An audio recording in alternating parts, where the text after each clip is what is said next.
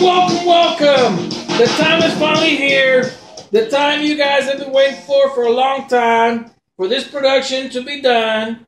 And after all the crying, all the whining, all the bad stuff that's been said over the text messages, especially you, Scotty Too Hottie, well, boy, let me tell you, the time is finally here. And after all those days of depression that you've been going through, we're just going to put all those feelings away to bed so you can relax and you can have what you've been waiting for a long time. So with that, let's get right into it.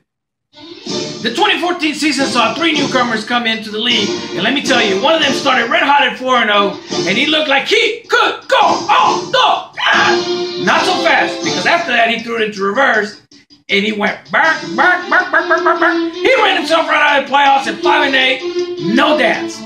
Another team started just awful this year, and that was Rue Magoo. Let me tell you. But in the end, he was rumbling, fumbling, mumbling, stumbling. He found himself into the playoffs. Another team started red hot from the beginning, hitting on all cylinders. And let me tell you, folks, this team made everybody look like fools, like the Three Stooges, chasing after them. At the end of the season, we had 2 teams pitting for the last playoff spot. And let's just say in that one, Hector's swell team ended up being like a 16-year-old pimple-faced kid without a date at a high school dance, heartbroken, just devastated. Moving into the playoffs, the first week saw Rue Magoo pitting against the Weasel, who ate the ooey-gooey right out of the gooey, sent him home packing, avenging a championship game lost from 3 years earlier. In the second game, we had the Throttleheads going up against Chick Creek Survivors. And let's just say that in the end, Survivors ended up, well, up Chick Creek. Moving on to the divisional playoffs, championships that is. First game, we had Weasel going up against the defending champions, Steamrollers, who will be going for his... Wait, I'm sorry. So they're all confirmed. Well, there you have it, folks. The first 3 of his fantasy championships are just that, fantasy. So he would be going for his second championship, but no! The Rabid Wolverine knocked him off the track, sending him home packing, and putting himself into the championship game. The second divisional championship game pitted Throttlehead against the Simmentals. And let me tell you, folks, this was the game of the year. Rocky Balboa versus Apollo Creed, a slobberknocker slugfest. But in the end, the Machine Head just ran out of gas, and the other team proved that it had big balls like a bull. Well, and since they're called the Simmentals, and the Simmental's a bull, well, I guess he has big balls. So the championship game was finally here. Weasel, Simmentals. And let me tell you, the Rabid Wolverine came foaming at the mouth, and he pretty much had the Simmentals out to pasture. But Simmentals had one last player in the last game, and with one beautiful 83-yard touchdown round, the Simmentals claimed their second championship in a row. And there you have it, 2014, over, said, and done. Bye. Go. Okay, boys, so here we are. The draft order is coming right up, and this will put everything to bed because I've been working on this for a long time. That whole charade I just put on for y'all, it took me a while to write. So what we're going to do is I've got 8 dimes in here, and they're numbered 1 through 8. So what we'll do is we'll pull these dimes out. We'll pull one out at a time, and then with that dime, we're going to pull a paper out of this bag, and that paper will go with that number.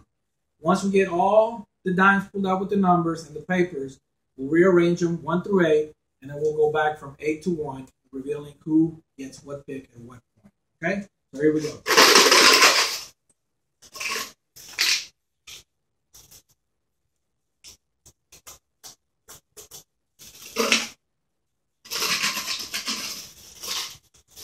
The first dime is number 5, which is the 5th picking order. Now I'm going to have my son pull one of these papers out.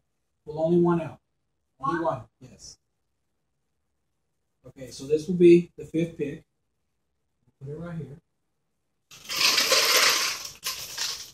Second dime to come out is number 8.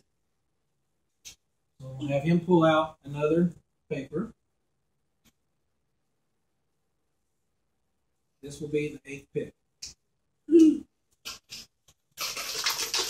Third dime coming out will be number 6.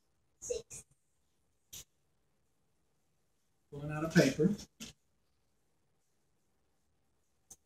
All right, that is the 6th pick. One more dime coming out. It is number 3. Number 3. I'll show you guys these so you can see that they're numbered. Okay? Number 3. A lot of paper. That one goes for 3. Okay? So one more dime coming out. That is number 1. The one pick that everybody wants. Put that number out. That paper out, I'm sorry. Put that one. Put the number 1. Here we go. One more dime coming out. And that is the second pick. Number 2. 2. Pull that paper out.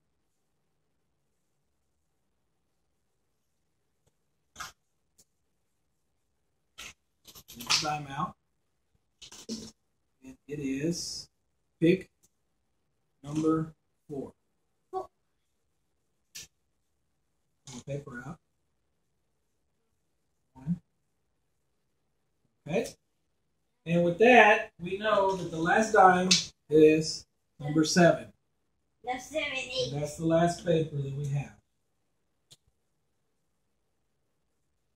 I'm going to set these in order.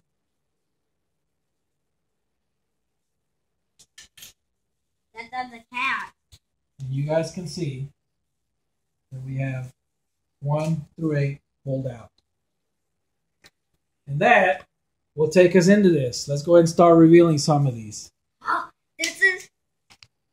So here we go. We're going to unfurl. With the 8th pick in the 2015 draft in the First Best Damn League goes to... There you go, ex-chump. You got number 8. We got number 8. Yay! The 7th pick overall in the 2015 draft order, or the draft for the First Best Damn League goes to Sheep Creek Survivors. Yay! The 6th pick in the 2015 draft for the Best Damn League goes to Panda Express.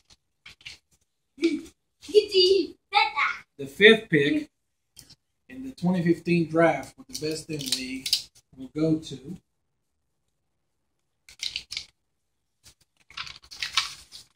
Wooey Gooey, Rui Magooey.